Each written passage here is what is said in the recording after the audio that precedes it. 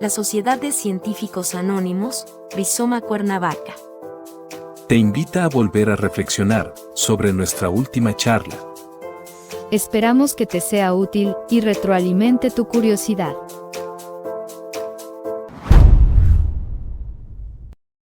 Buenas tardes, Sociedad de Científicos Anónimos Cuernavaca les da la más cordial bienvenida y muchas gracias por estar el día de hoy aquí. El día de hoy tenemos una plática muy amena que lleva por título Farmacéuticos explorando la relación de los medicamentos con el día a día. Y bueno, para comenzar, darles un poquito de la introducción de este tema, es que el papel del profesional farmacéutico en México durante mucho tiempo se ha confundido y en el mejor de los casos mal interpretado, ya que la idea generalizada era que el farmacéutico es la persona que se encuentra atrás del mostrador de una farmacia, nada más alejado que la realidad. El personal que hoy atiende en una farmacia son encargados que reciben un entrenamiento básico de la operación de la farmacia donde laboran y básicamente identifican en dónde se encuentran ubicados los medicamentos. Cuando mucho pueden identificar la función general de cada medicamento y las presentaciones que están disponibles. Sin embargo, eventos mundiales como el que seguimos viviendo derivado de la pandemia por COVID-19 ha generado que hoy más que nunca el papel de los profesionales farmacéuticos en todos los frentes de salud se revalore e identifiquen como una actividad profesional de muchísima importancia y además de alto valor agregado. En México, apenas el pasado mes de enero del 2020, fue reconocido el profesional farmacéutico como un integrante fundamental dentro del equipo de salud en la Ley General de Salud que rige nuestro país. Por tal motivo, el día de hoy, dos expertos en el área nos hablarán un poco más sobre este tema. En primer lugar, tenemos a la doctora Zulema Magdala Figueroa. Es profesora e investigador en la Facultad de Farmacia de la Universidad Autónoma del Estado de Morelos. Su investigación se enfoca en la búsqueda de nuevos fármacos y medicamentos derivados de plantas medicinales. Posee estudios de licenciatura, maestría y doctorado realizados en la misma institución, destacándose con mención honorífica en su tesis doctoral, de la cual resultó la patente 390280 titulada Composición farmacéutica con actividad antihistamínica. Es miembro candidato del Sistema Nacional de Investigadores y ha desempeñado roles claves como consejero técnico titular de la maestría en farmacia y consejero universitario por la Facultad de Farmacia. Además, es miembro de la American Chemical Society y de la Asociación Farmacéutica Mexicana, participando activamente en congresos nacionales e internacionales. Ha contribuido significativamente en la formación de recursos humanos, supervisando a estudiantes en servicio social, tesistas de licenciatura y maestría, así como participación en la revisión de roles de control de calidad, desarrollo farmacéutico y validación de laboratorios como Farmazas Schwabe, Laboratorios Dermatológicos Dariel y la planta química Baxter CADCB. Su trayectoria combina la excelencia académica con una notable contribución al desarrollo científico y profesional en el campo de la farmacia y la investigación de medicamentos. Por otro lado, el doctor Eric Ayala Calvillo es químico farmacéutico biólogo con posgrados en maestría y doctorado en ciencias farmacéuticas. Ha tenido estancias de investigación en instituciones nacionales e internacionales. Actualmente fue reconocido e incorporado al Sistema Nacional de Investigadores. Es catedrático de la licenciatura y posgrados en farmacias y nutrición en las universidades estatales de la Universidad Autónoma del Estado de Morelos y la Universidad Autónoma del Estado de Guerrero. Ha sido ponente en distintos foros, simposios, congresos a nivel estatal, nacional e internacional. Es autor de artículos de investigación y divulgación en revistas indexadas, jurado revisor y asesor de tesistas de licenciatura y de posgrado. Es integrante del Comité Científico del Colegio Mexicano de Obesidad y Nutrición, de la Sociedad Mexicana de Nutriología, y así como miembro y colaborador en diversas asociaciones y organizaciones mexicanas. Sin más que nada, le cedo la palabra a esos dos doctores y muchísimas gracias.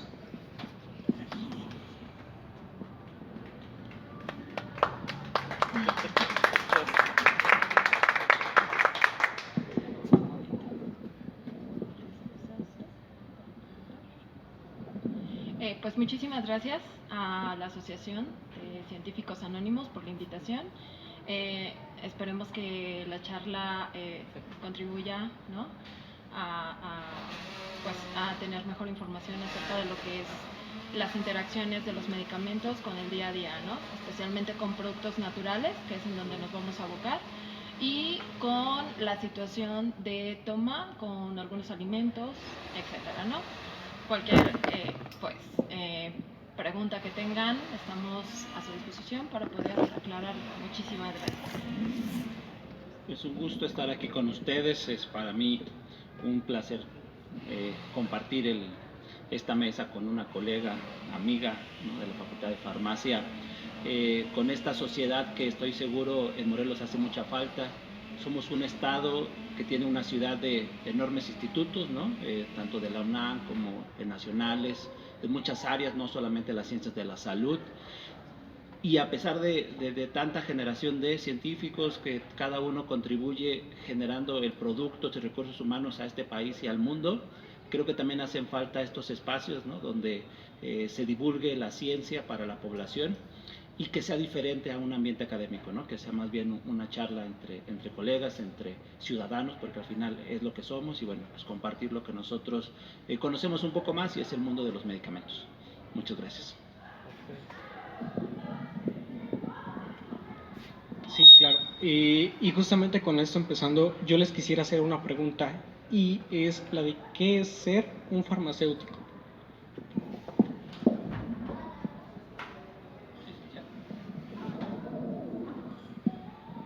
Muy bien.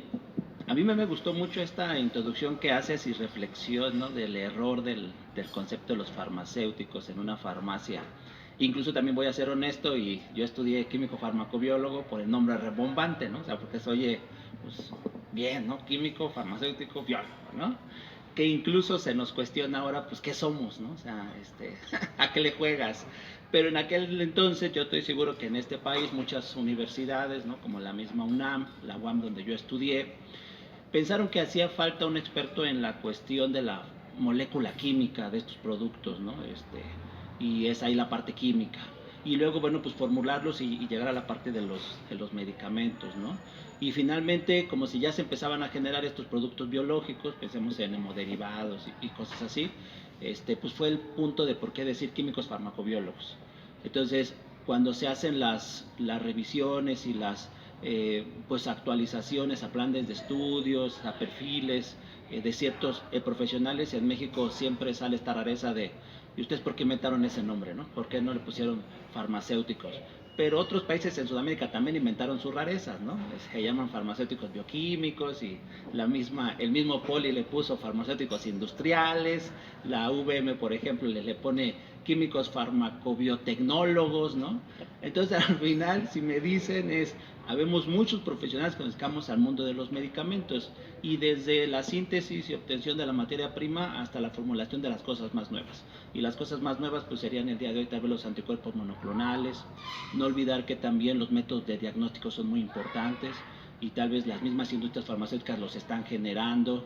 Hay otras formulaciones o productos.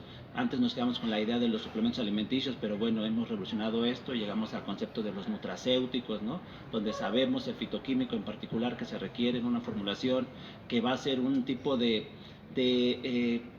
sustitución de los alimentos y de la coadyuvancia en ciertas terapias. Entonces, el farmacéutico, cuando pensamos se dedica a los medicamentos, es a fabricar todo ese producto que se requiera, y decíamos hace rato con mi colega, cumplimos ese rol complementario a la enorme labor que hace el médico, ¿sí?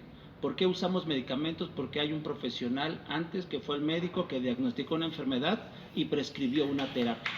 Y bien, a veces somos injustos, porque no solamente las terapias son farmacológicas, también está la nutrición, el cambio de estilo de vida, ¿no?, la conducta, pero al final es ese profesional médico el que va a diagnosticar y prescribir terapias, y si esa terapia es farmacológica, ahí es donde entramos nosotros en todos los rubros, ¿no? Estoy seguro que podemos profundizar más en relación con la respuesta de mi colega, la doctora.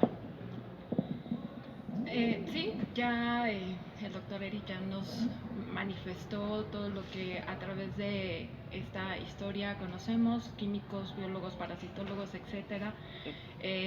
Desde Lázaro Cárdenas, ¿no? Cuando vienen y nos dicen, oye, es que necesitamos alguien que haga de farmacia, y entonces adquirimos ahí la parte de químicos, ¿no? Pero necesitamos también alguien que haga de parásitos, entonces empezamos a ponerle apellidos a todos estos nombres, ¿no? En realidad, el farmacéutico en sí, a la palabra, ¿qué fue la pregunta que inició esto? El farmacéutico en sí es el profesional que diseña, dispensa, elabora los productos farmacéuticos, ¿sí? El medicamento en sí. Dentro de México es nueva la palabra farmacéutica, ya nos mencionaba por aquí Isla en la introducción que en el 2017-2020 se reconoce al farmacéutico como tal, al profesional farmacéutico, licenciado en farmacia, ¿no? Es muy reciente, pero en México tenemos ya 30 años en donde hay escuelas y me siento orgullosa de decir que facultades. Somos la única facultad de farmacia que existe a nivel nacional, la Facultad de Farmacia de la Universidad Autónoma del Estado de Morelos. Existen otras escuelas como tales, en la UNAM, en Puebla, en varias, pero son escuelas. ¿Por qué existe la necesidad del farmacéutico? Porque es una necesidad a nivel internacional. El farmacéutico en otros países tiene, por experiencia, hacer esto que comentaba mi colega, adecuar las terapias que el médico prescribió. Es decir, se enfoca en la historia clínica, se enfoca en el sexo, talla, todas las particularidades que convienen al paciente para que puedan ser medicados de la mejor forma, incluso medicados de forma particular, es decir, solamente voy a dar una ración a este paciente para que el medicamento que le estamos dando sea para el tiempo que se requiere. Entonces, a nivel nacional está reconocido el QFB y todos estos que mencionaban, pero a nivel internacional el farmacéutico es el que nos da la base, ¿no?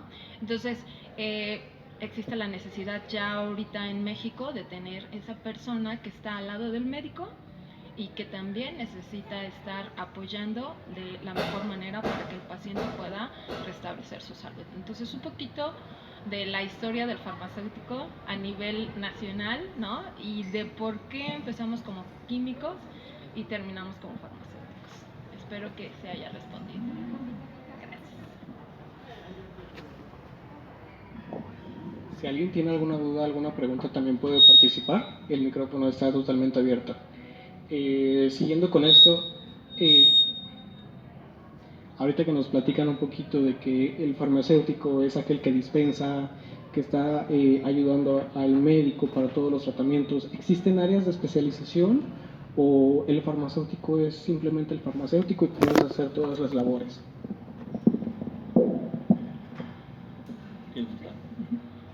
Dentro de la facultad contamos con 4 especializaciones. ¿Se escucha ahí? ¿Sí? Que creo que hay un eco, ¿no? ¿Ya? Perfecto. Dentro de la facultad tenemos 4 especializaciones, uno que va enfocado al nivel hospitalario, otro es al bioquímico clínico, el otro es a la elaboración y obtención de fármacos y la otra es a la obtención de medicamentos. Eso dentro de la facultad de farmacia.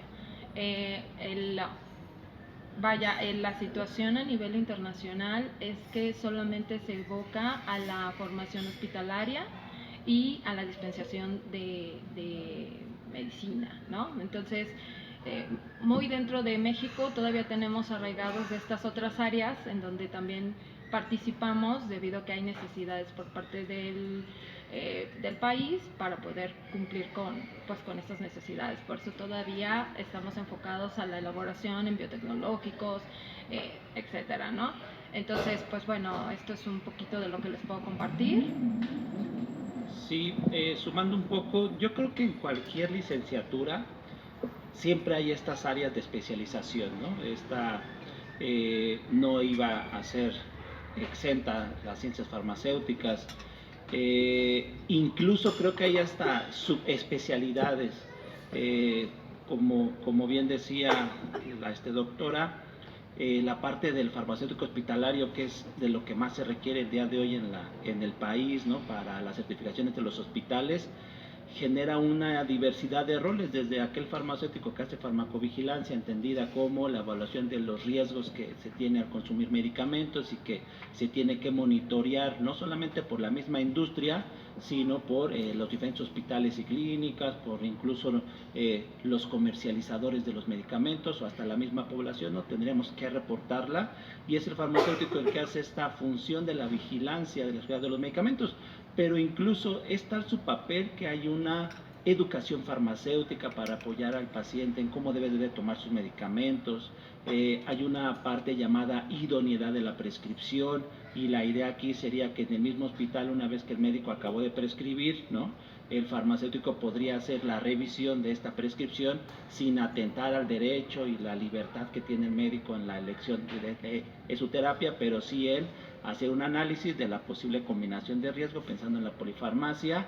Incluso los hospitales requieren cada día más cosas. El Hospital del Niño de Morelos en México fue uno de los pioneros en generar lo que se llama unidad de dosis unitaria, que significa que por el peso y talla de los pacientes, ¿no?, las formulaciones no eran las indicadas, y bueno, hay que pensar cómo alguien va a ser el encargado de reformular, ¿no?, ese medicamento en la dosis que requiere el niño. Y bueno, ahí el farmacéutico jugó un papel muy muy importante, siendo este hospital de los pioneros en el estado y luego también en el país, ¿no? Entonces yo creo que hasta en las mismas especialidades que comenta la doctora siguen habiendo subespecialidades, ¿no? Entonces es un área con muchas oportunidades de seguir generando este uso eficaz y racional y seguro de los medicamentos que la población mexicana requiere. Ok, ¿y creen que nos pudieran hablar un poquito más acerca de lo que ustedes hacen o en qué se desempeñan? ¿Cuál es su rama de expertise, por favor?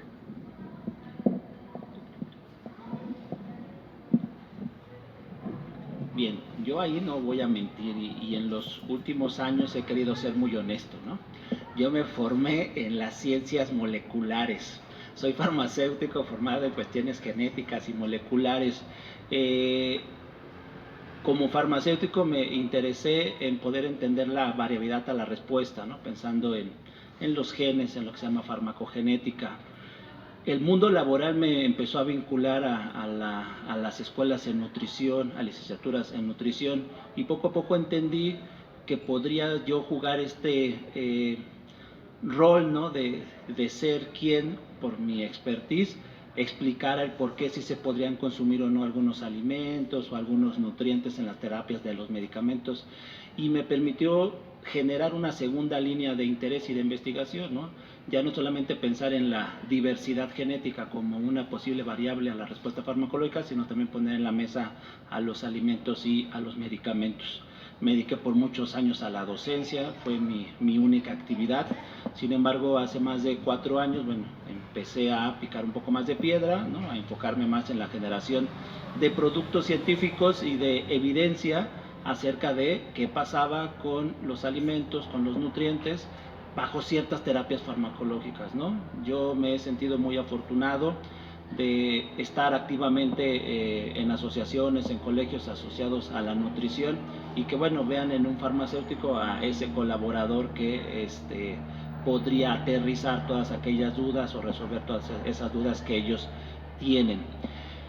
Bajo eso, mi nueva línea, si lo ponemos así, de investigación, pues es el papel de la nutrición en la respuesta a la terapia farmacológica. En este verano específicamente tengo a 4 estudiantes haciendo un verano científico, todos estudiantes de la UEM, pero ninguno de la misma facultad de farmacia. Eso me da mucho gusto, porque bueno, hay interés de estudiantes de medicina, nutrición, del mismo centro en dinámica celular, ¿no?, por entender si realmente los medicamentos bajo la combinación de algún nutriente, que al final es una molécula química, podría ser más eficaz o más riesgoso si es que los combinamos. Entonces, ese es el área a la que yo me dedico, y creo que esa primer parte de mi formación muy molecular pues me ha permitido hacer esas conexiones correctas de explicar el porqué de las interacciones. Bueno, en el caso mío, yo soy licenciada, maestra y doctora en farmacia, o sea, toda mi formación ha sido dentro de la facultad. Yo los primeros, la licenciatura y la maestría, estuvieron pegados, es decir, o sea, salí de la licenciatura y entré a la maestría, y esto era porque le di continuidad a lo que era mi proyecto de licenciatura, que era la obtención de compuestos con actividad antiinflamatoria, ¿no?, de plantas medicinales del estado de Morelos. Me dan la oportunidad de continuar con la misma persona que yo estaba haciendo estas evaluaciones y de profundizar acerca pues de estos compuestos, no solamente en la parte química, sino en la parte medicinal, de sacar mecanismos de acción incluso. Y entonces, pues bueno, esa fue la primera situación que yo tuve con el mundo de la investigación, ¿no? Profundizar un poquito acerca de lo que existe dentro de la flora mexicana y dar pues este conocimiento para poder hacer algo, ¿no? Yo me sentía profundamente emocionada al decir que ya estábamos sacando pues alguna molécula que podría ser un fármaco ya, ¿no? Más en la situación de que en aquellos años, estoy hablando de hace casi 25 años, no se daba la interacción entre empresas farmacéuticas y docencia, ¿no? Investigación. Entonces, para mí era como decir, ay, ya si ya sacamos algo como esto, novedoso, a lo mejor alguien va a poder venir y decirnos, oye, te compro el medicamento y no, damos solución a muchas de las problemáticas que hay en el país, ¿no? Posterior a esto, me ofertan la posibilidad de estar en la industria farmacéutica. Me voy 7 años y descubro que no es tan fácil que una molécula llegue a la venta, ¿no? Mi experiencia se hace más amplia, estoy en el desarrollo de medicamentos, en la formulación, y da un giro mi mundo porque, me interesa también el regresar a seguir mis estudios con la intención de que ahora lo aprendido lo pueda yo implementar dentro de la docencia. Llegó a hacer mi doctorado, por la experiencia que traía me contratan como profesor, y a partir de ahí pues empiezo a poner todos mis conocimientos que adquirí dentro de las empresas farmacéuticas para pues darle pues esta situación a la investigación que estoy realizando como doctorado, ¿no? De ahí que pues bueno, obtengo ahora un compuesto que tiene actividad antihistamínica, y pues lo primero que hago es dar la situación de por qué no patentamos esto, ¿no? Ahora ya lo patentamos.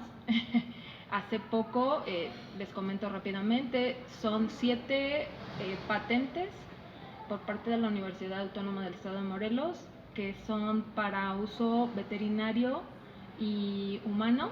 De esas 7, una de las que está ahí presentes es la que, bueno, se desprendió de esta tesis doctoral. Hemos estado con las situaciones de venta-compra, ¿no? Precisamente porque era uno de mis sueños, ¿no? Y ahora lo veo más, pues ya, más viable. Pero en realidad, lo que yo hago dentro de la Facultad de Farmacia, ¿no? Ya conté un poquito de mis sueños y de experiencia, es precisamente esto, la obtención de compuestos o moléculas activas que tengan en algún caso particular. En especial ahorita estoy con antihistamínicos, y pues de ahí ahorita se están desprendiendo todas las investigaciones, ¿no?, que realizo. Eso es con respecto a la línea de investigación que yo trabajo. Pues bueno, gracias. Ya compartí un poco.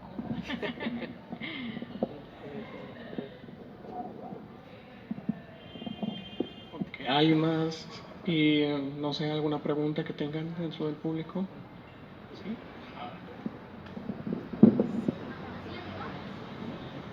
Bueno, no, es una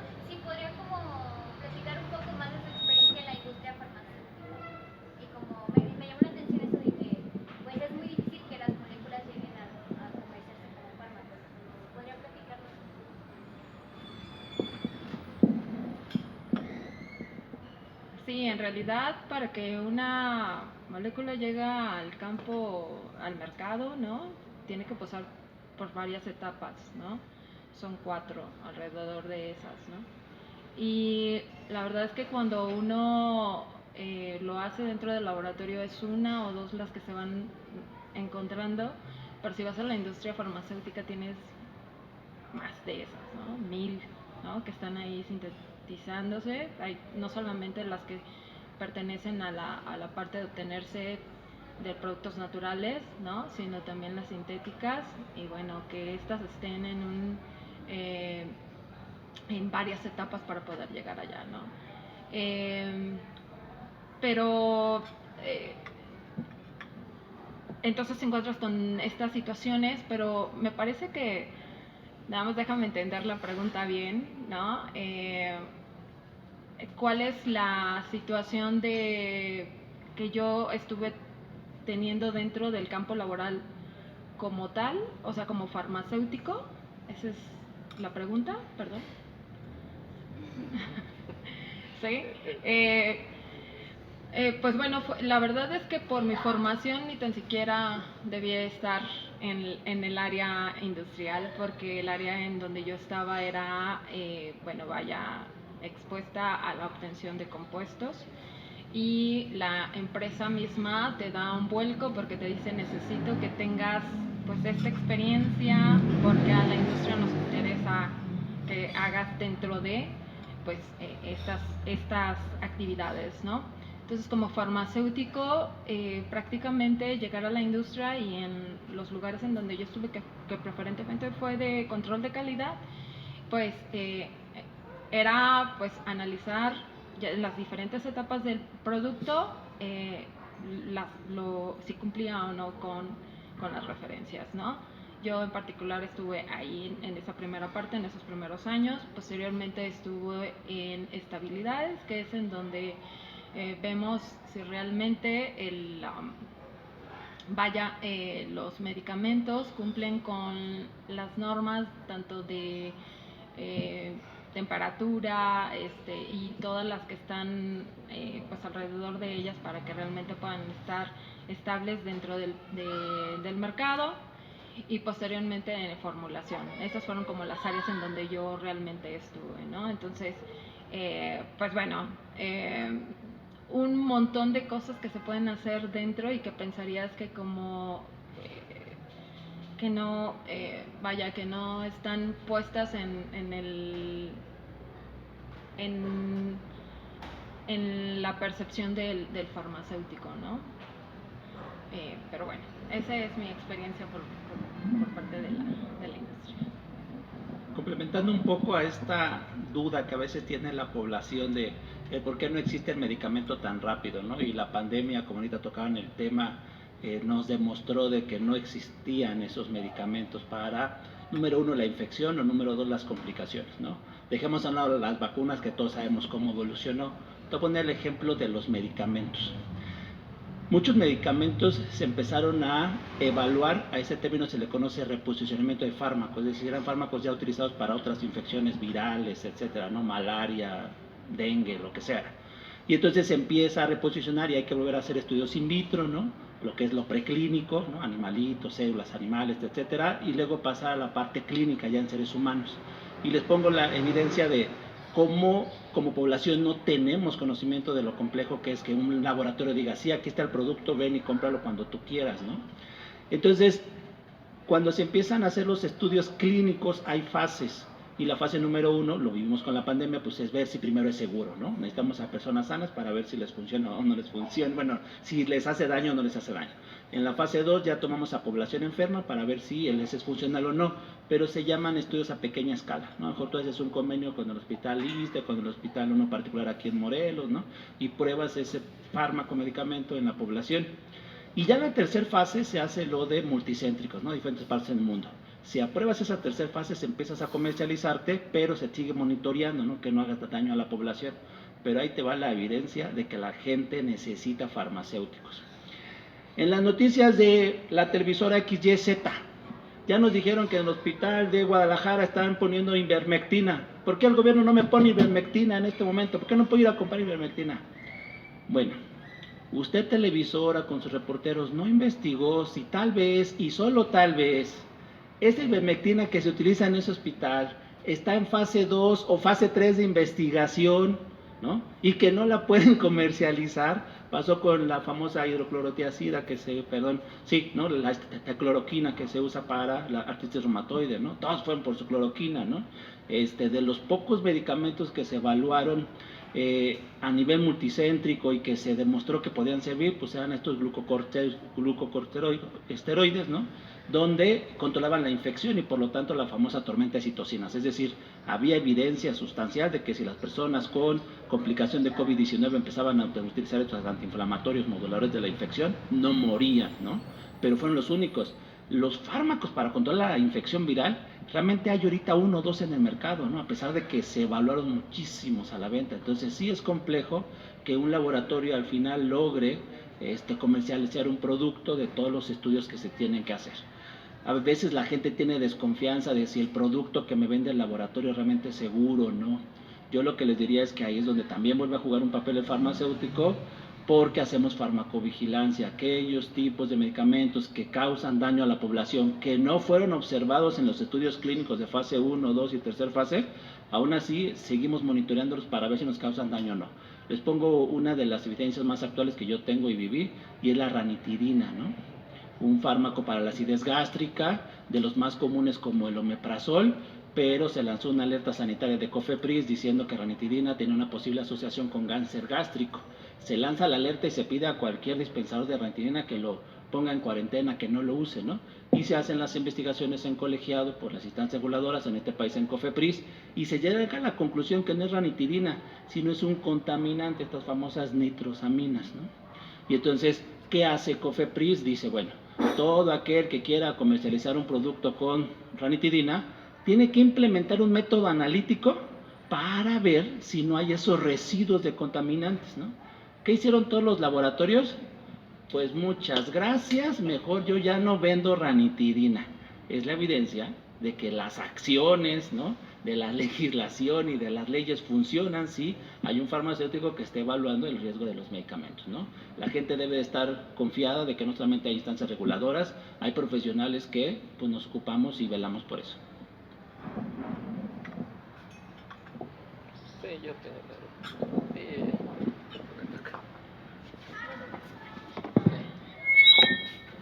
Hola, pues con respecto a lo que mencionan me queda una duda. Mencionaba sobre el proceso de sintetizar algunos compuestos, ¿no? En el área industrial de farmacéuticas. Y teniendo en cuenta o partiendo desde mi concepción que se extrae un activo desde el ámbito biológico, en la industria ¿hay alguna tendencia que indique una direccionalidad hacia sintetizar para tener mayores cantidades y pasar a las fases siguientes para aprobación médica de medicamentos? ¿O es solamente por ahorrar costos, etcétera? Gracias.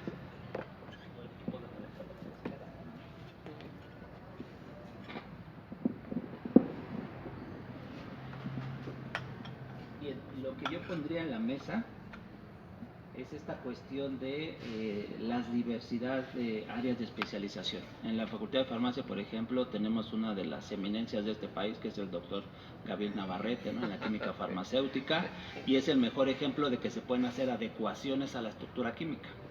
Y es muy diferente a la biosíntesis de un producto natural, entenderla y cosas así. Entonces creo que al final el tener una tendencia hacia qué moléculas es la que busco y si realmente es el camino de la purificación de los componentes activos de plantas, o el futuro es la adecuación de la estructura química con química farmacéutica, o el futuro va a ser la búsqueda de aquellos blancos muy específicos, y la biotecnología farmacéutica, ¿no?, me va a permitir saber qué proteínas a la que solamente hay que ir y bloquear. Pues creo que ahí es la parte de los productos que requiera la población, ¿no? En este momento podríamos decir, sigue siendo un problema el cáncer, ¿no? Se siguen buscando y tal vez es de los tipos de patologías donde más investigación se hacen y se postulan más terapias, y a pesar de la diversidad de oncológicos que existen, ¿no?, es tan compleja la enfermedad que se seguirá buscando acerca de ello, ¿no?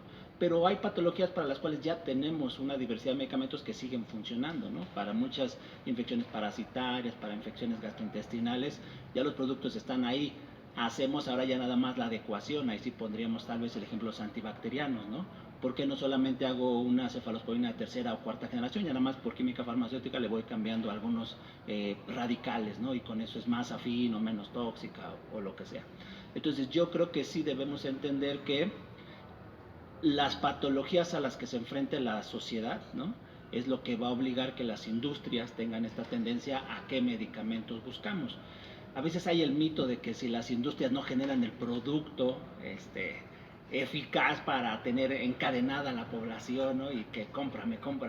Lo que no vemos es la diversidad de variables en una enfermedad, ¿no? De la complejidad, lo que se llama a veces la fisiopatología de la enfermedad. Te pongo el caso de hipertensión. Se oye muy bonito decir, no, pues dame un fármaco que me quite la presión arterial, ¿no? Pero ¿cómo? ¿Causando vasodilatación o causando diuresis? O deteniendo estas catecolaminas que hacen conexión cerebro-corazón, ¿no? Y entonces, ¿por qué hay tanta diversidad de antihipertensivos? Porque muchos procesos, ¿no?, fisiológicos se alteraron. Entonces, sí, desde las ciencias farmacéuticas decimos, bueno, podemos combinar este fármaco con y de sinergia van a funcionar mejor, ¿no? Entonces, yo le diría a la población que tengan seguros que se buscan siempre los mejores medicamentos, los más seguros, ¿no? Claro, habrá aspectos, ¿no?, que salen de nuestras manos y hay intereses políticos y hay intereses de muchas cosas, ¿no? Pero sí se buscan los medicamentos que la población requiere. Sí, como tal, tú mencionabas como que cuáles son las directrices que tienen las industrias. Dentro de las industrias, lo que yo he visto, por lo menos en México, es que se busca una mejora de los medicamentos que ya existen, ¿no? Con la intención de que ya pasaron por estas fases en donde sabes que es seguro, ¿no? Y se hace una modificación posterior para adecuar cierta manifestación que tuvo como efecto secundario, ¿no? Entonces va hacia allá las miras, investigaciones dentro de las universidades, y hay muchísimas, ¿no? Ya mencionó ahorita en el caso de la facultad, pues este doctor, ¿no?, que hace síntesis, etcétera. Sin embargo, pues bueno, volvemos a lo mismo, las mejoras o la introducción de una molécula nueva al mercado es bastante difícil, por eso casi siempre son mejoras, ¿no? Entonces, pues es como una opción. Y en México es menos la opción de diseño, ¿no?, que en otros países. En otros países, claro, o sea, hay esta tendencia siempre a tener una molécula nueva, ¿no? Tan es así que, bueno, pues las vacunas que tenemos ahorita para COVID, ¿no?, todavía las andamos pidiendo que alguien quiera postularse para poder probarlas, cuando nos dijeron que en Pfizer, ¿no?, allá había una vacuna y en automático todo el mundo vino y dijo, ¿Pfizer? Ok, entonces sí me la pongo, ¿no? Entonces, pues bueno, hay esta situación, ¿no? Pero bueno, ahí está, puesto en orden. Sí, y bueno, exacto, corre esta tendencia, ¿no?, también de tipo de nacionalidad y laboratorio, sobre todo el prestigio que pueda tener. Nació la cubana, ¿no?, hablando de esta enfermedad en específico, la cubana y la mexicana, exacto. Entonces estaban ahí y había mucha tendencia hacia peyorativa, ¿no?, de este aspecto, ay, quién sabe. Ahora creo que la medicina cubana tiene un medicamento, creo que es contra la diabetes, ¿no?, también ya lanzado al mercado para curar la diabetes o el cáncer, no recuerdo muy bien. Pero están como estas tendencias el medicamento, creo que también es ruso, contra el cáncer, una vertiente del cáncer que, ay, sí, es que es de allá, no sirve, ¿no? Toda esta carga ideológica del mercado y supuesto prestigio del laboratorio que califica a unos y descalifica a otros, ¿no? También. Sí. Y también tengo otra duda. Con respecto a lo de las moléculas y medicamentos con su relación a los alimentos, ¿es en específico sobre el activo o sobre la cantidad del activo? Ejemplo, podemos tal vez un Bayer, ¿no?, un medicamento de Bayer y de estas empresas grandotas, y con cierta relación que puedan tener repercusiones en la salud de algunas poblaciones, pero con toda la gama de medicamentos similares y genéricos que ya hay sobre esa, en algún momento que termina la patente y se puede comercializar con baja intensidad y todos los procedimientos que de repente cada farmacia, ¿no? En específico, digamos, de estas dispensadoras de medicamentos, mejor dicho, lanza su propia línea de genéricos con ese activo en específico para cierta enfermedad, es igual de dañino, digamos, puede repercutir de la misma manera o por la cantidad del activo. Bien, pues yo, antes de meterme a la parte de los alimentos, ¿no? Claro que también esa es una duda que siempre tiene la población, de la diferencia entre un medicamento de patente, de marca, ¿no? Los genéricos, los similares. Realmente hay clasificaciones tan diversas de los medicamentos. En México tenemos una clasificación según la Ley General de Salud por clases de medicamentos o grupos de medicamentos, donde los primeros son controlados y ya casi los últimos, por ejemplo, son de venta libre, ¿no? Entonces estos llamados OTC que puedes ir a la farmacia y tomar, bueno, a la tienda de convivencia y tomar que tú quieras, ¿no? Entonces hay varias formas de clasificarlos.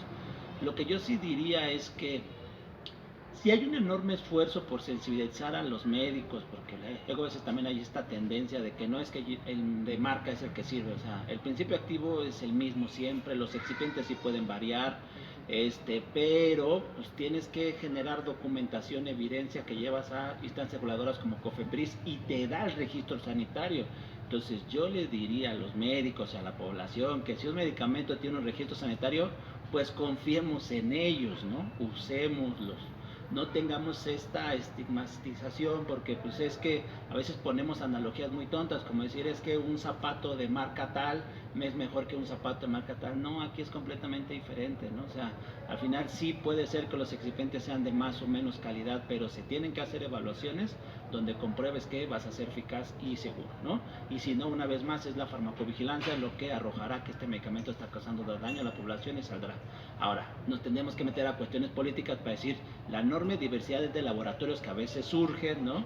Donde no hay buenas prácticas de manufacturación y muchas otras cosas, pero yo diría, todos los medicamentos que tengan un registro sanitario, tendremos que hacer uso de ellos, ¿no? Y no cuestionarnos, porque si no, entonces ahí sí viene una de las cosas que incluso en este país está mal, y es el no hacer la prescripción del fármaco, sino el medicamento. Ahí es un claro conflicto de interés, ¿no? Y es algo muy latinoamericano, donde en otros países no sucede. O sea, el médico prescribe la molécula y la farmacia te va a dar el producto que esté en la farmacia, ¿no? No vas a cuestionar si es que este es del laboratorio X, pero este es del Y y este es del Z, ¿no? Entonces creo que como población mexicana tenemos que hacer mucho, no solamente los profesionales de las ciencias de la salud, ¿no? Sino el mismo gobierno y muchas otras personas. Pero eso pensando en que no tengamos miedo de la diversidad de medicamentos que existen. Exacto.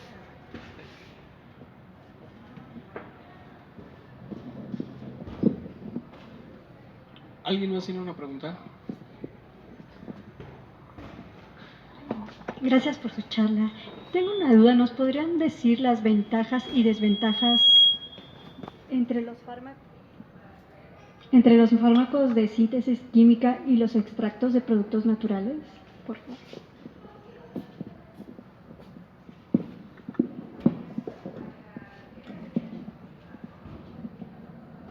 Sí, mira, yo más bien definiría el tipo de fármacos que tenemos, ¿no? El tipo de fármacos que tenemos son alopáticos, homeopáticos y herbolarios. Esos dentro de México, ¿no? La definición es que los alopáticos son aquellos que tienen un principio activo determinado, un compuesto, que ya se le conoce su acción dentro del cuerpo para curar la enfermedad, por mencionarlo así, sin tanto tecnicismo, que está presentado en una forma farmacéutica, es decir, en un jarabe, en una tableta, en un inyectable, ¿no?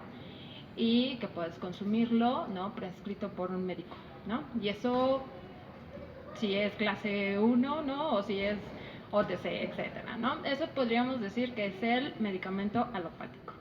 Después tenemos el medicamento herbolario. El medicamento herbolario también tiene una presentación farmacéutica, ¿sale? Es decir, jarabe, tableta, etcétera.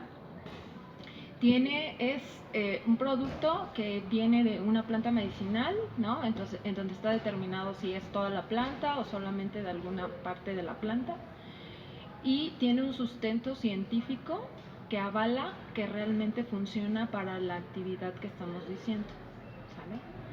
Y el homeopático igual viene de la forma, viene de, puede ser de animal, ¿no? De procedencia animal, puede ser mineral o puede ser mineral, animal o planta, ¿no? Y puede ser obtenido de esto.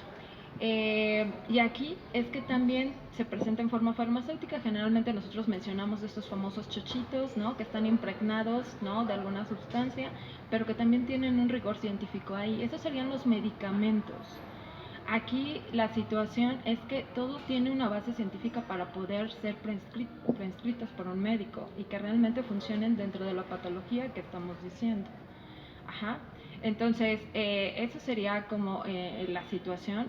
Hay los remedios herbolarios. Los remedios herbolarios no tienen un sustento científico, sino un sustento a base de lo que la población ha mencionado durante un largo tiempo, ¿no? Entonces, se hace esta recopilación de varios pueblos, de varias entidades, de varias poblaciones y se menciona para qué es el uso de, ¿no? Lo que tú mencionabas era la pregunta, recuérdame bien, sino porque ya me fui por las descripciones. Ventajas y desventajas. Aquí un poco, es que se conoce dentro de los alopáticos la dosis a la que se debe de tomar, ¿no? La frecuencia con que se debe de hacer, ¿no? Y ya se considera los efectos secundarios que puede tener, ¿no? En el caso de los herbolarios, que no tenemos más de 300, ¿no? Más de 300, y lo comento porque nosotros tenemos 4,000 plantas a nivel nacional, ¿no? Y de las cuales solo 200 están en la farmacopea y se les atribuyen ciertas características de uso, ¿no? Entonces ahí desconocemos, ¿no? Los efectos secundarios que pueden tener. Es decir, nosotros tomamos estos remedios herbolarios, ¿no? Pero si nos curamos, probablemente lo suspendamos, pero tendría que ser igual de riguroso que un medicamento, ¿no? Estamos diciendo que solamente se utiliza por cierto tiempo, es decir, por 7 días, ¿no? Cada 8 horas, etcétera. Pues aquí una de las situaciones que pudiéramos poner entre paréntesis es que esas situaciones nos podrían traer algunas desventajas, ¿no? Generalmente nosotros como personas creemos que lo natural no es nocivo, y esa es una falsedad, ¿no?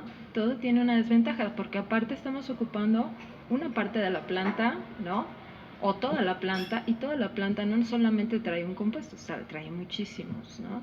Pueden hacer sinergias, o pueden ser tóxicos, etcétera. Entonces yo creo que una de las desventajas, ¿no? Que pudiéramos adjudicar a los medicamentos herbolarios o naturales, pues es esta situación que todavía no tenemos contemplada, ¿no? De ver científicamente qué es si es efectivo, si es seguro, ¿no? Y en qué concentraciones o situaciones no sería tóxico para nosotros, ¿no? Eso es como un panorama amplio de lo que preguntas, ¿no? Y que a nivel de legislación, por ejemplo, ahí sí las industrias, eso sí tenemos que señalárselas, ¿no? Juegan en la línea muy delgada, es decir, pues mejor me clasifico como suplemento o producto herbolario, ¿no? Y ya no requiero toda la evidencia científica que me va a pedir la instancia reguladora de este país, COFEPRIS, ¿no?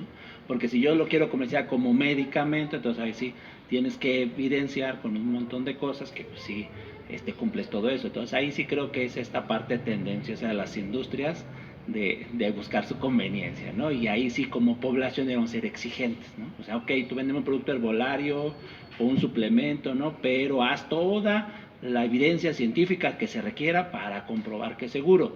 Si me dices, entonces estamos desprotegidos, no, porque les da un registro sanitario COFEPRIS, podríamos reportar las reacciones adversas, y si esto se evidencia que nos hace daño, pues lo van a tener que sacar del mercado o le van a solicitar hacer acciones, ¿no? Como les decía, y las industrias sí ponen en la balanza al decir, quiero multas, quiero esto, quiero el otro, o mejor lo quito del mercado, y lo quitan. O sea, a veces también tenemos esta imagen de que las industrias son todopoderosas, no, o sea, las instancias reguladoras deberían de ser más poderosas que cualquier instancia privada, ¿no? Sí, claro, y justamente ahorita que empiezan a hablar un poquito de estos temas, aquí sí me surge una duda. Empiezan a hablar de remedios herbolarios, de un poquito de medicina tradicional, de suplementos, etcétera. Entonces, yo paciente, soy hipertenso, soy diabético, me dan un medicamento, pero mi vecina que, híjole, se sabe todos los remedios caseros, todos los remedios herbolarios, me dijo, ¿sabes qué? Tómate un tecito de esta corteza.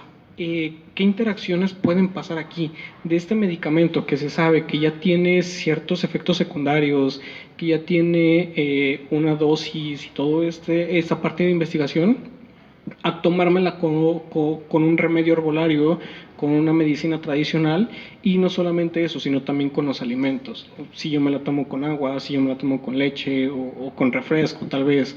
¿Qué pasa aquí? ¿Nos podrían comentar un poquito más de esto, por favor?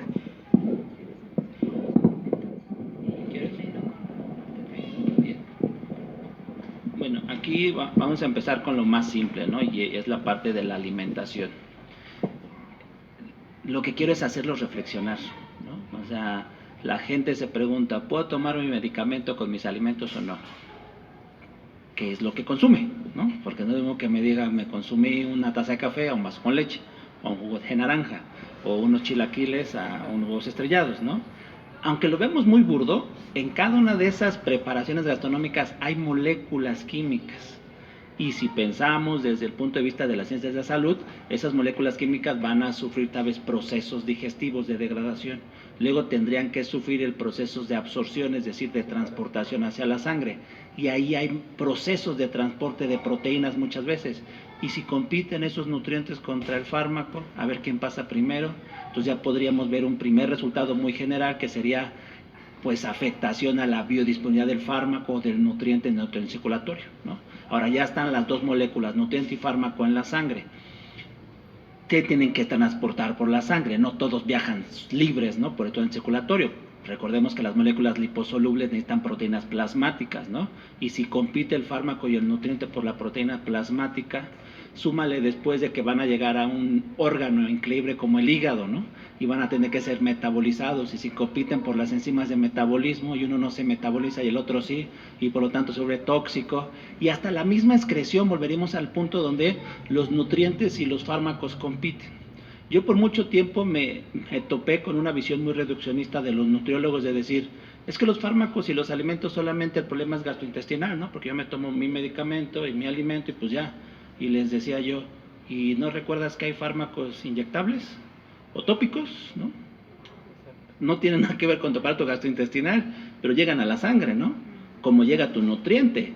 Hace tiempo fui a unas pláticas, coincidí con una doctora del Instituto en Salud Pública, ella experta en nutrición, evaluaba la sarcopenia, es la pérdida de masa proteica de los músculos, ¿no?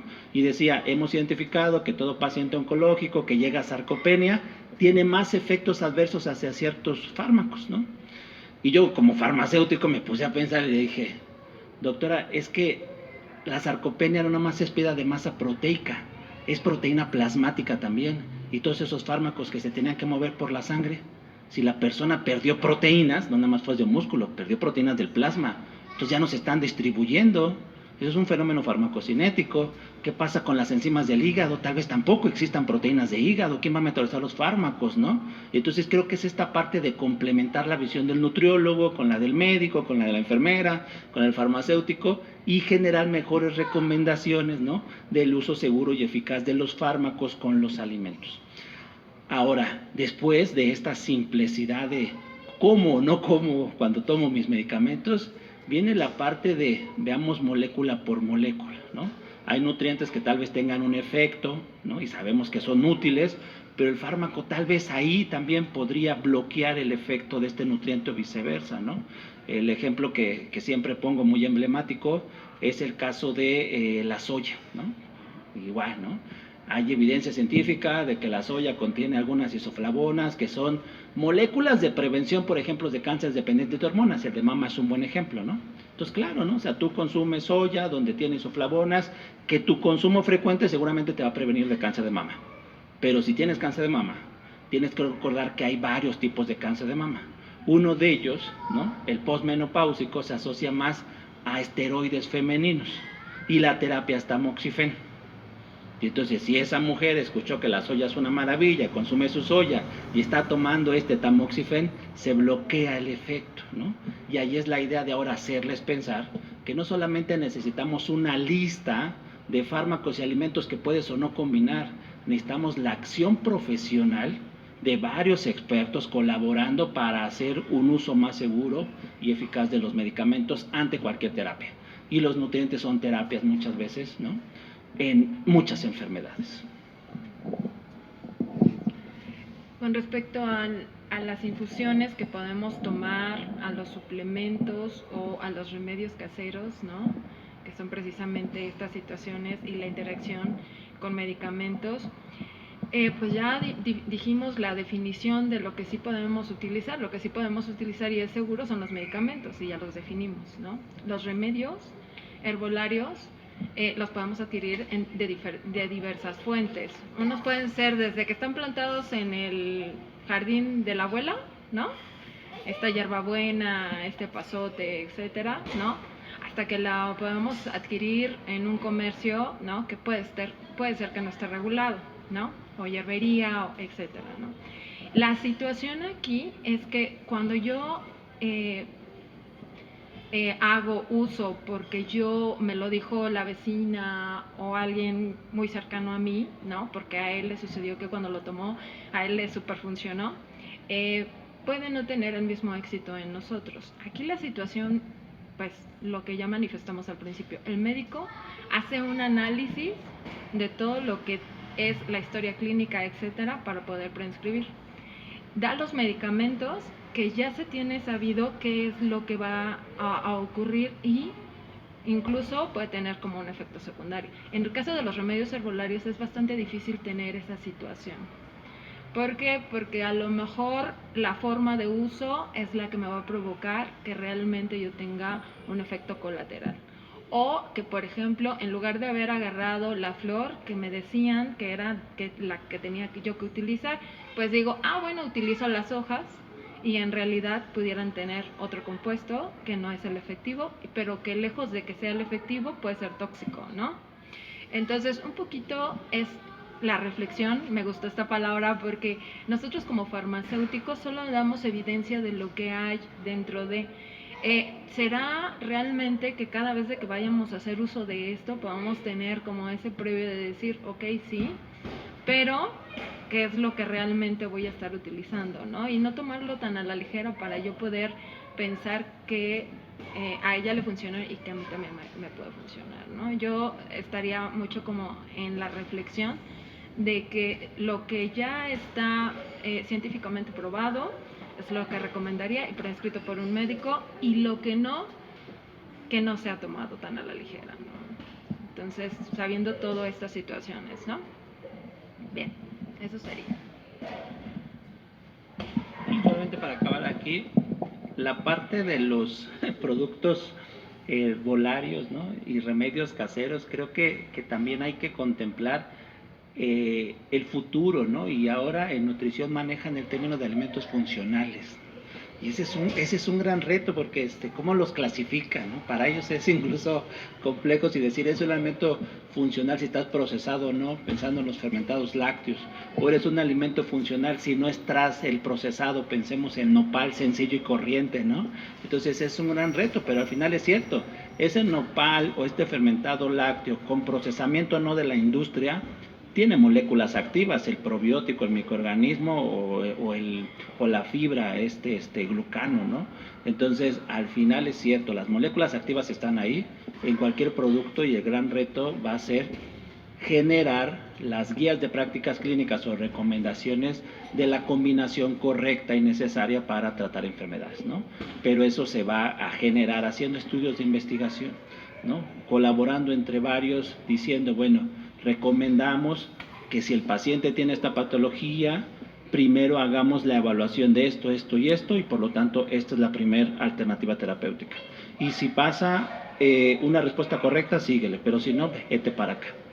Eso no es nuevo, existe, se llaman guías de prácticas clínicas, ¿no? Los médicos las tienen que seguir, ¿no? No es decir, tienes diabetes mellitus, dame el mejor hipoglucemiante, no, tienes diabetes mellitus, evaluemos cuál es tu característica para ver cuál de todos los hipoglucemiantes te podemos dar, ¿no? Y entonces creo que así va a pasar un día, que las guías de prácticas clínicas van a tener estas adecuaciones pensando en la enorme diversidad de opciones terapéuticas que existen, ¿no? Y que no solamente es cierto van a existir los medicamentos, sino van a empezar a llegar nuevos productos. Y ahora la versión no nada más de los alimentos funcionales, el término va a ser diferente cuando digamos nutracéutico, ¿no? Es cierto, en México todavía existe el término de medicamento herbolario, la misma norma oficial, la misma ley general de salud los contempla en su terminología, ¿no? Entonces sí, nos enfrentamos a muchos retos y solamente va a ser colaborando que los vamos a poder vencer.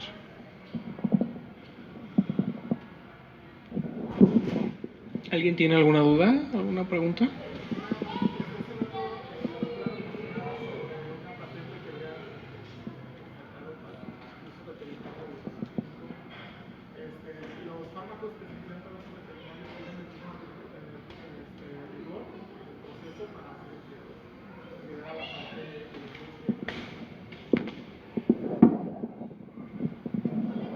Sí, no tienen el mismo rigor. Los medicamentos veterinarios tienen, un menor rigor que los que son para humanos, ¿no? De hecho, esto ha ido provocando que, pues a través del tiempo podamos, como comentaba el doctor, exigir que realmente a este tipo de medicamentos se le pueda exigir el mismo rigor. En principio, los medicamentos que son utilizados para uso veterinario son incluso hasta de humano, ¿no? En menor dosis. Muchas veces porque existe la necesidad de contraatacar algún padecimiento, pero no existe realmente el medicamento adecuado para que podamos utilizarlo dentro de de los animalitos, ¿no? Entonces, si hay menos rigor, te comento esto desde ese punto de vista. Y bueno, pues esperamos que a través de todas estas evidencias que se han estado, procesando, ¿no? Podamos exigir a la Ley General, ¿no? de Salud que pueda implementar la misma rigurosidad para este tipo de medicamentos.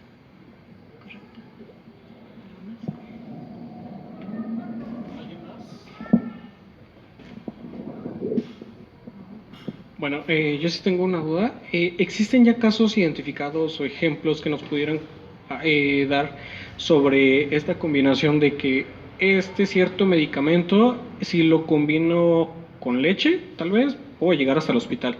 O si combino este remedio herbolario, las gotas de valeriana o algo, con este medicamento, también me pueda llegar a pasar algo tóxico o algún malestar que pueda tener. ¿Ya hay ejemplos así?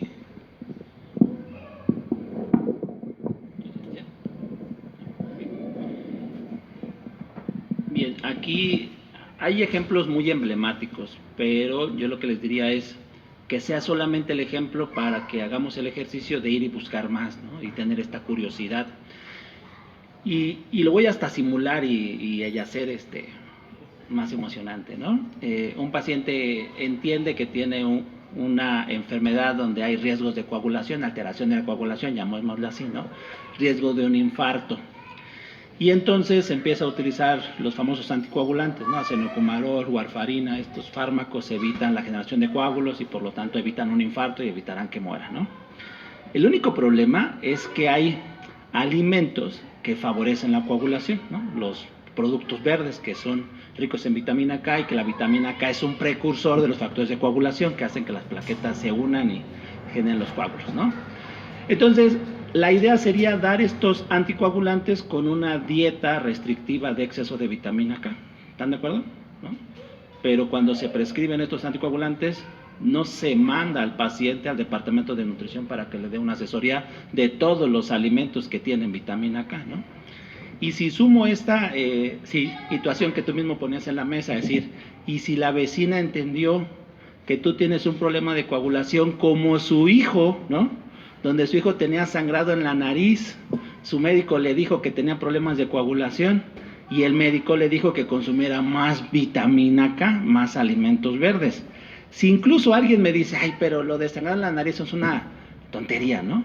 Bueno, cuando haces una cirugía, antes de la cirugía se hacen los famosos tiempos de coagulación, evaluación de cuánto tarda en coagular alguna herida para que sean cortos tiempos de coagulación y no mueras de hemorragia durante la cirugía. Si la gente tiene amplios tiempos de coagulación, la mandan otra vez a su casa y le dicen, váyase a su casa por 15 días y coma alimentos verdes, ¿no? Entonces, ahí está la idea de que sí se sabe que la persona que no coagula bien, dale alimentos verdes. Pero si tú no le explicaste al paciente y él entendió que había un problema de la coagulación y que debe de consumir alimentos verdes y le funcionó, ¿qué pasaría cuando se encuentra la vecina y le dice, ay, ¿a poco usted también tiene problemas de coagulación? Sí, fíjate que consumo un anticoagulante, dicen que para que no muera de infarto. Ay, mi hijo también tenía sangrado en nariz, toma vitamina K, ¿no? Tómate tu juguito verde con espinacas, brócoli, acelgas y toda esta rareza, ¿no? Y es de los ejemplos más emblemáticos de lo que se llaman interacciones fármaco-nutrimento a nivel farmacodinámico, que es a nivel de mecanismo de acción. Pero eso es uno de tantísimos ejemplos donde combinar ciertos alimentos con ciertos nutrientes y un tipo de fármaco en particular, pues es un enorme problema. Ahora, el problema es que la gente quiere listados mágicos. Yo les he dicho en muchas pláticas, no hay listados mágicos, ¿no? Hay el quehacer profesional de ir y hacer la búsqueda, ir a hacerle el análisis de las terapias que están recibiendo tus pacientes. En México se empezó a escuchar mucho el caso de cuidado del consumo de toronja, por ejemplo, con fármacos para el colesterol, las famosas estatinas, ¿no? Si tú consumes estatinas para tu colesterol, pues no consumas jugo de toronja. Y ahí vamos todos los profesionales de la salud diciendo, no consuman jugo de toronja, no consuman toronja. ¿En México se consume el jugo de toronja? ¿Realmente es un patrón dietético importante? Pues no. Un mismo compañero de la Cofepris me decía, Eric, necesitamos que haga un estudio sobre el limón, porque el mexicano sí consume limón para todo, o sea, ¿qué no le pones limón? Y el punto sería saber si el componente activo de la toronja está también en otro cítrico, y puse limón, pero puede ser a lo mejor kiwi, piña, cualquier otro producto, ¿no? El quehacer que deberían de hacer los nutriólogos, o los biólogos, o los biólogos moleculares, ¿no? Es buscar qué tipo de alimentos contienen el mismo principio activo que la toronja, ¿no? Y eso es lo que debemos de hacer, ¿no? Entender que en este país tenemos que entender nuestros propios patrones alimentarios y dietéticos y buscar qué es lo que podemos o no combinar con nuestra terapia farmacológica. En el caso de algo que realmente sea contundente, como mencionaba la valeriana que ahorita ya es un medicamento que se utiliza como medicamento suave para el tratamiento de, puede ser de insomnio o de antiestrés, pudiera ser que pudiera ser que al estar interaccionando con otro medicamento, pues realmente puede traer una consecuencia, ¿no? Más si es en este tipo de patologías. Por mencionar algo, ¿no? El otro caso que ha estado sonando mucho es el de la moringa. ¿Han oído el caso de la moringa? Este es un antiglucemiante, ¿no? Incluso me ha tocado ver que los domingos después de misa se pone la señora y empieza a decir, traigo moringa, es, ¿no?, de mi casa, ¿no? Y aquí realmente ha funcionado y tiene evidencia de que en la colonia funciona, ¿no? Pero imagínense qué pasa con una persona que realmente toma su medicamento para bajar la glucosa. Se pone el tecito y dice, me tomo mi metformina con un té de moringa. Imagínense los niveles de azúcar que está manejando. Son bastante bajos, ¿no?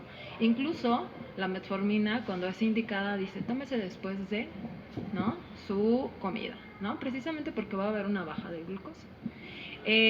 Si damos y enfatizamos algo que es una sinergia de, vamos a bajar esos niveles de glucosa, pero en lo máximo. Hay personas, ¿no?, que van a tener esta descompensación más que otras, ¿no? Y entonces ponemos en la balanza nuevamente, son las particularidades de cada uno. A lo mejor ella se sintió medio mal, pero no pasó nada, pero a lo mejor la otra persona sí va a correr el riesgo de que tenga ahí un problema más fuerte, ¿sale?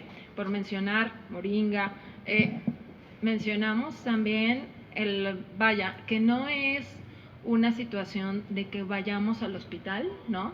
Sino que también estemos tomando algo que realmente no nos está funcionando para nada, sino solamente tiene un efecto paliativo. El té de manzanilla, ¿no? El dichoso té de manzanilla que nosotros lo ocupamos para el dolor de estómago, ¿no? Y que ni tan siquiera sabemos si es realmente el té que debemos de estar tomando. Hace un rato mencionaba, ¿no?, las características que deben de ser evaluadas para cada una de las plantas, ¿no?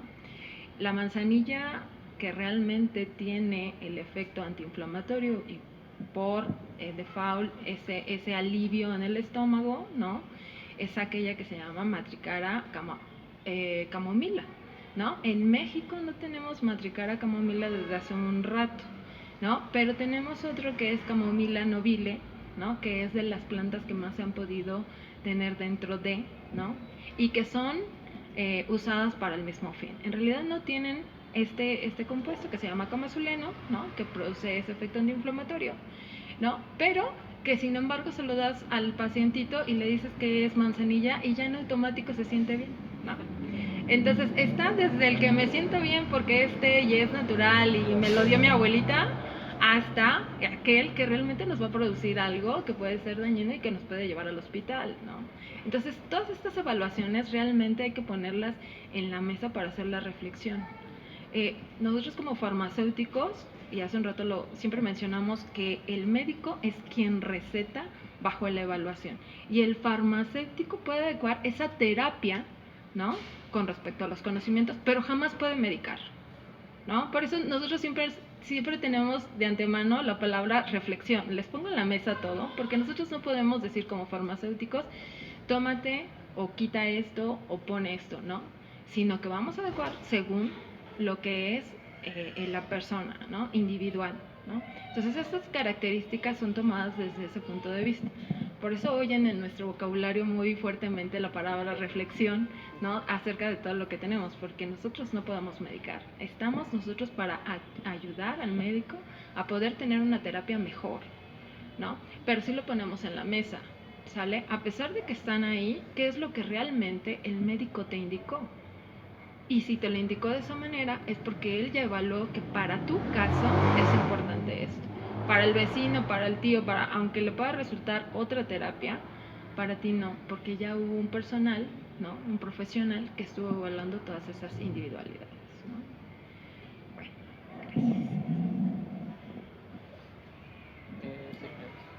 gracias.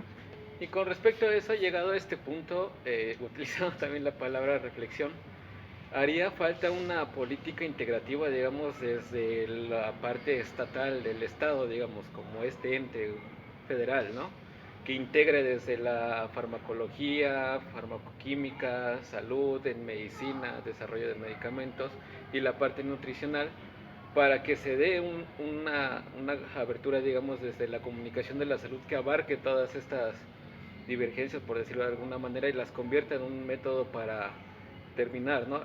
Hace algunos meses mi mamá acudió al IMSS, ¿no? Es todo el rollo, y posterior de la receta la mandan al departamento nutricional donde le indican, pero a grandes rasgos, no, pues esto y ya.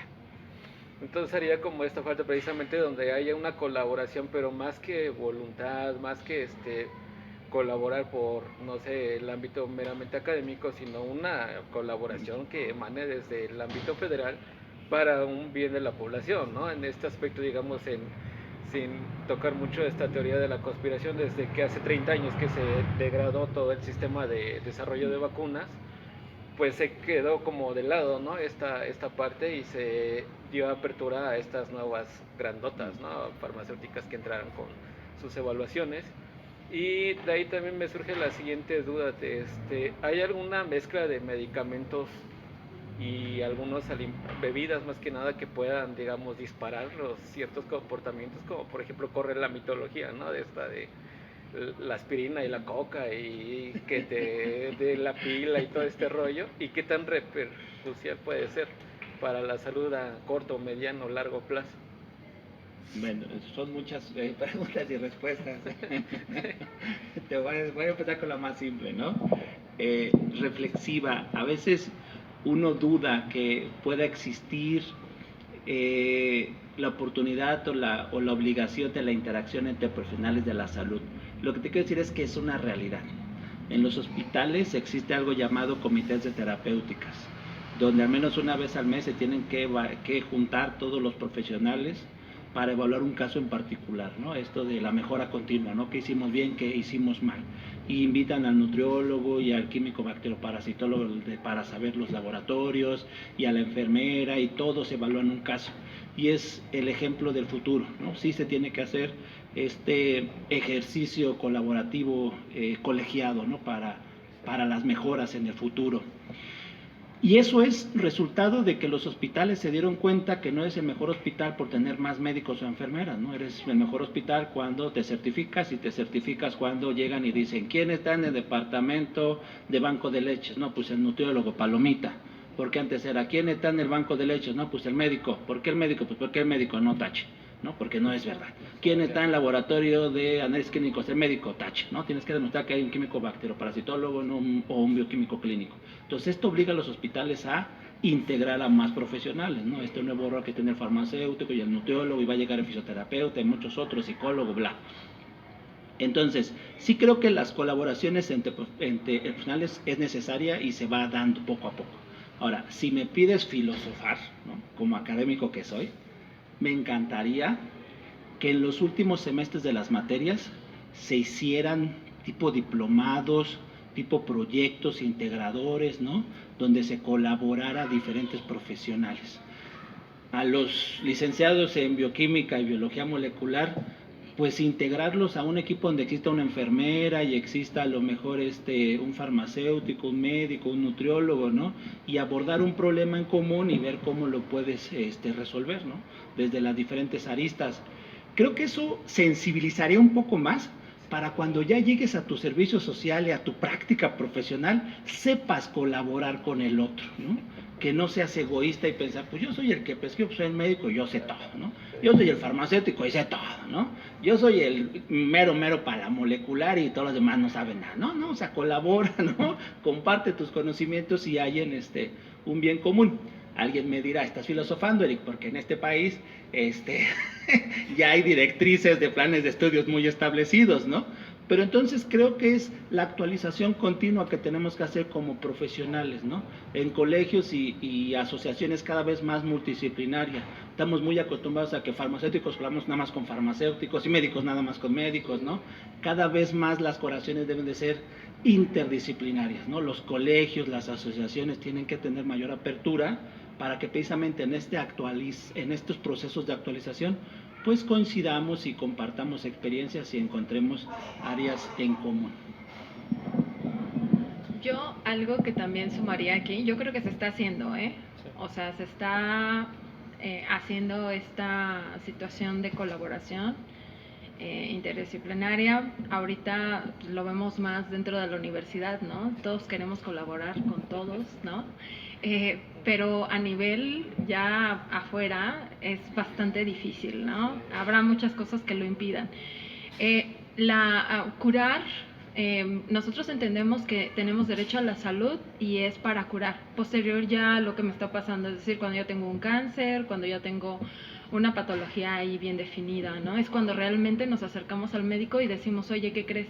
He tenido estos padecimientos. Casi siempre para detectar cáncer es después de 3 años que ya lo padeciste, ¿no? Entonces ya llegas con esta patología avanzada y entonces ya empiezas a actuar. Pero ahora también estamos funcionando desde la forma de prevenir, ¿no? Todos estos prevenims, ¿no? Estas situaciones de que ahora yo voy y te dicen que eres prediabético y entonces te entran en la situación de mandarte con el nutriólogo, ¿no?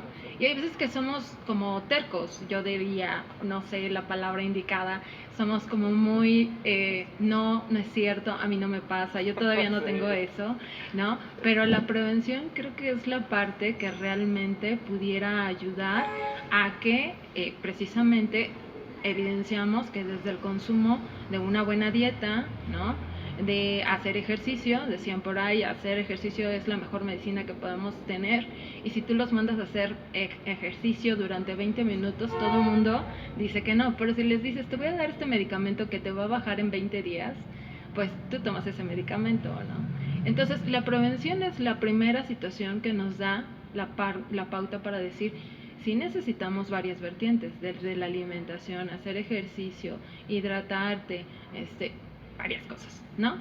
Y que ahora, como bien mencionaba el colega, ya después de que tenemos una patología, pues sí, si ponemos un medicamento que te va a afectar a otros órganos, entonces vamos a empezar a curar la patología y lo que produce, ¿no?, ese medicamento para curar esa patología, ¿no?, todos los efectos adversos. Entonces, ahí lo que yo creo es que sí, ya estamos evidenciando, ¿no?, contundentemente que se necesita esa sinergia de todos los conocimientos, pero la prevención creo que sería la que realmente nos pudiera dar mejores opciones de que nos enfermemos menos, ¿no? Sí. Entonces, pues bueno, como otra reflexión, ¿no? De hecho, desde el ámbito también interdisciplinario, desde la formación educativa, ¿no? En toda esta batalla que se tuvo a lo largo, a la mitad de este sexenio del etiquetado, ¿no? De estas que decían, no, piensen en la economía, etiquetados no, pero desde el ámbito de la salud decían, no, es que no es para los adultos, es para las infancias,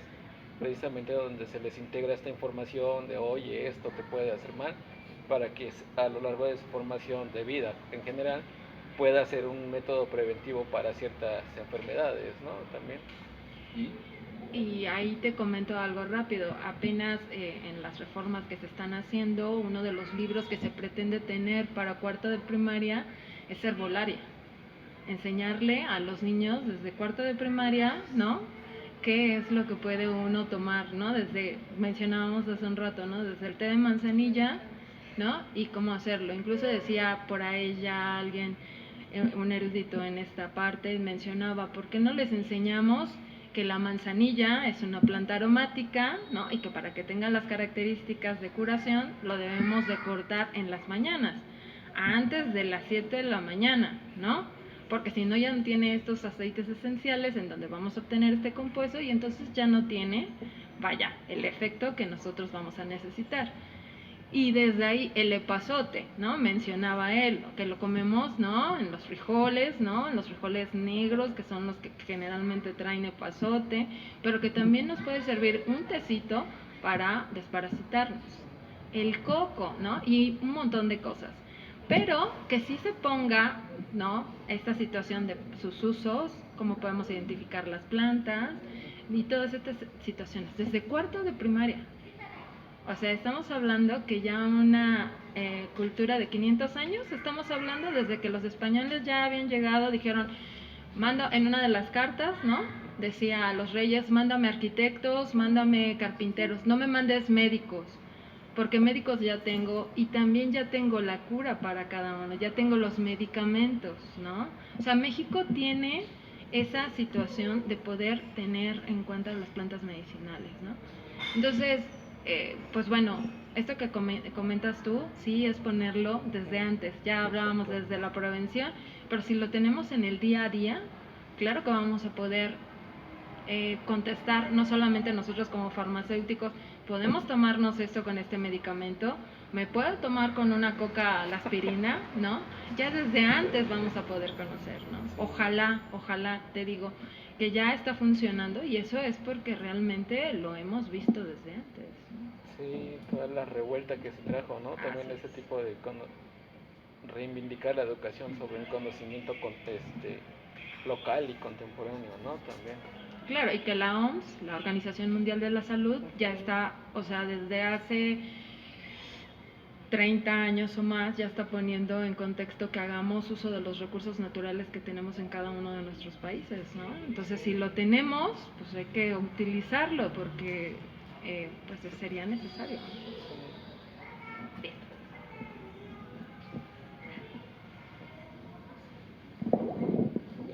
¿Alguien más tiene alguna pregunta, dudas?